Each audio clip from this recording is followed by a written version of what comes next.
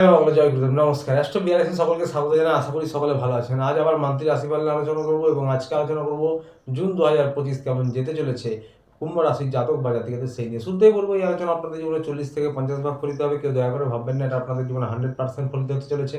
তার কারণ হচ্ছে বর্তমান পরিস্থিতি অনুযায়ী যার ব্যক্তিগত লগ্নগোষ্ঠীর গ্রহস্থিতির সঙ্গে যতটা বেশি ম্যাচ করবে তার সঙ্গে ততটাই বেশি ফলিত হবে এবং এটি কারণ ব্যক্তিগত লগ্নগোষ্ঠী নিয়ে আলোচনা নয়, এটা মাথায় রেখে দেখবেন।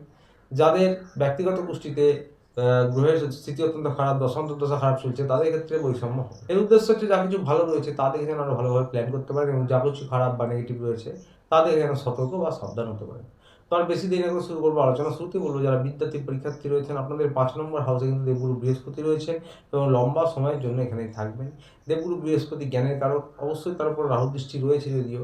তো প্রথম সপ্তাহের পর বুধও এসে যাবে এখানে, তো বিদ্যা বুদ্ধি যার ফলে আপনাদের কিন্তু খুব ভালো যাবে, বিশেষ করে প্রথম সপ্তাহের পর থেকে আরও ভালো এই সময়টা। যারা সরকারি পরীক্ষার জন্য প্রচেষ্টা করছেন, কম্পিটিটিভ এক্সামের জন্য চেষ্টা করছেন, তাদের উদ্দেশ্যে বলবো যে ১৫ তারিখের পর থেকে আপনাদেরও সময়টা ভালো আসছে এবং বিদ্যায় শিক্ষায় উন্নতি হবে।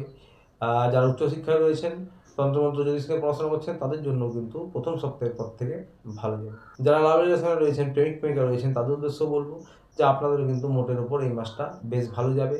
প্রথম সপ্তাহের পর থেকে আপনাদেরও ভালো, তবে ১৫ তারিখের পর থেকে আপনাদের একটু ইগো হতে পারে, সেই বিষয়টি খেয়াল রাখবেন। তবে আপনার অপোজিটে যে রয়েছে আপনার পার্টনার, সে আপনাকে অনেক কিছুতেই হয়তো একটু বেশি জ্ঞান দিচ্ছে বা বেশি বোঝাচ্ছে এরকম মনে হতে পারে, তবে আপনাদের বোঝাপড়া উন্নত করতে পারবেন এবং ঘোরাফেরা আনন্দ হুল্লোড় থাকছে। তার সাথে বলবো যে ১৫ তারিখের পর থেকে একটু আধটু ইগোর সমস্যা হতে পারে। পরিবার নিয়ে বলবো পরিবারের জন্য মোটের উপর ভালো। শ্বশুর শাশুড়ি বাবা মা যারা গুরুজন রয়েছে তাদের সঙ্গে সম্পর্ক উন্নত করুন। একটু আধটু তাদের সঙ্গে মতবিরোধ এই মাসে থাকছে, বিশেষ করে ১৫ তারিখ পর্যন্ত। যারা এবার হাজব্যান্ড ওয়াইফ রয়েছেন তাদের উদ্দেশ্যে বলবো যে আপনাদের বোঝাপড়া উন্নত হবে।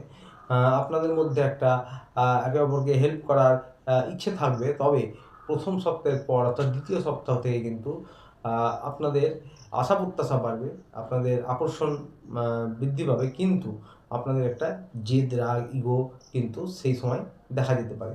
এই বিষয়টার উপর খেয়াল রাখবেন। তার কারণ হচ্ছে ৭ নম্বর হাউসে মঙ্গল আসছে, নিজের থেকে ১০ নম্বরে এসে যাচ্ছে। এটা অত্যন্ত ভালো কাজের জন্য, শরীরের জন্য, আপনাদের কাজের এনার্জির জন্য, কর্মদক্ষতার জন্য, কিন্তু আপনাদের মনে একটা জেদ রাগ এটা কিন্তু বাড়াবে, যেহেতু মঙ্গল এবং সপ্তম হাউসে আছে। তো স্বামী স্ত্রী এই বিষয়টার উপর খেয়াল রাখবেন। হুটহাট রেগে যাওয়া, ছোটো কথাকে বড় করা, এগুলো কিন্তু থাকতে পারে। পার্টনারশিপে যারা ব্যবসা করছেন তারাও কিন্তু নিজেদের বোঝাপড়া উন্নত করবেন। যারা ব্যবসা বাণিজ্য করেন বা সরকারি বেসরকারি চাকরি করেন তাদের উদ্দেশ্যে বলবো যে ব্যবসার জন্য এই মাসটা 60-70% অবশ্যই ভালো এবং বুধ প্রথম সপ্তাহের পরে রাশি পরিবর্তন করবে, সেখানে আগে থেকে দেবগুরু বৃহস্পতি রয়েছে। সূর্যদেবও কিন্তু ১৫ তারিখের পর রাশি পরিবর্তন করবে। তো ১৫ তারিখের পর কিন্তু সরকারি চাকরির জন্য বা সরকারি চাকরি যারা করেন, যারা বেসরকারি চাকরি করেন তাদের জন্য কিন্তু ভালো এবং যারা রাজনৈতিক ফিল্ডে রয়েছেন তাদের জন্য ভালো। ব্যবসায়ীদের জন্য প্রথম সপ্তাহের পর থেকে সময়টা ভালো, নতুন কিছু করতে পারেন, বড় কোনো ইনভেস্টমেন্ট এগুলো করতে পারেন, তবে একটু বুঝে শুনে করবেন। রাহুর দৃষ্টিও থাকে, যার জন্য আপনাদের কিন্তু হঠকারী সিদ্ধান্ত নিলে হবে না, এটা খেয়াল রাখবেন। তাছাড়া মোটের ওপর ভালো এবং এই জায়গায় আপনাদের কিন্তু যারা সিনিয়র কলিগ বস ম্যানেজার রয়েছেন তাদের সঙ্গে সম্পর্ক উন্নত করবেন, তবে আপনাদের কাজের জায়গাটা একটু ধীরে ধীরে কিন্তু বেটার হবে। আপনারা যেরকম ভাবছেন বা হয়তো মনে একরকম ভাবছেন, কিন্তু পরবর্তী ক্ষেত্রে দেখবেন যে না, সেটার উল্টো হচ্ছে, অর্থাৎ ভালো কিছু হচ্ছে। আপনাদের যেটা সমস্যা সেই সমস্যা আপনাদের হটে যাবে, রাস্তা আপনাদের পরিষ্কার হবে এবং এই জন্য বলবো যে মনে ভেবে বা না বুঝে হঠকারী কোনো সিদ্ধান্ত নেবেন না, ধৈর্য ধরবেন। কারণ মঙ্গল রাশি পরিবর্তন করবে, জেদ বাড়াবে, একটু রাগ বাড়াবে, ৭ নম্বরে এসে যাবে এবং নিজের থেকে ১০ নম্বরে এসে যাবে, যার ফলে মুখের উপর কিন্তু নিয়ন্ত্রণ রাখতে হবে। হুটহাট কথাবার্তা বলে দিলে বা ধৈর্য না ধরে পুরো বিষয়টা না দেখে কোনো সিদ্ধান্ত নিলে তখন কিন্তু সমস্যা হতে পারে।